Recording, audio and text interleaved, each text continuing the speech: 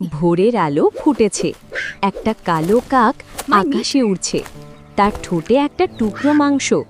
কাকটা খুব খুশি, আজ সে ভালো খাবার পেয়েছে। একটা বড় গাছের নিচে দাঁড়িয়ে আছে এক ধূর্ত শিয়াল। সে কাকটাকে দেখে থেমে গেল, তার চোখে লোভ আর মাথায় চালাকি ঘুরতে লাগল। শিয়ালটা গাছের নিচে এসে মিষ্টি গলায় বলল, ওহ কাক ভাই, তুমি তো দারুণ সুন্দর।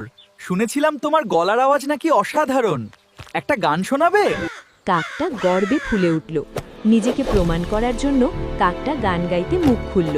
আর ঠিক তখনই তার ঠোঁট থেকে মাংসটা নিচে পড়ে গেল।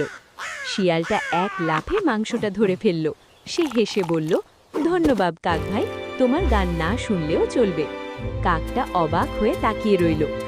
সূর্য ডুবে যাচ্ছে। বন্ধুরা, শিয়াল এই মাংস নিয়ে ভিডিওটা চলে পছন্দ যাচ্ছে হলে আর কাকটা লাইক ও গাছে ফলো বসে করে দুঃখ করছে। পাশে থাকবেন।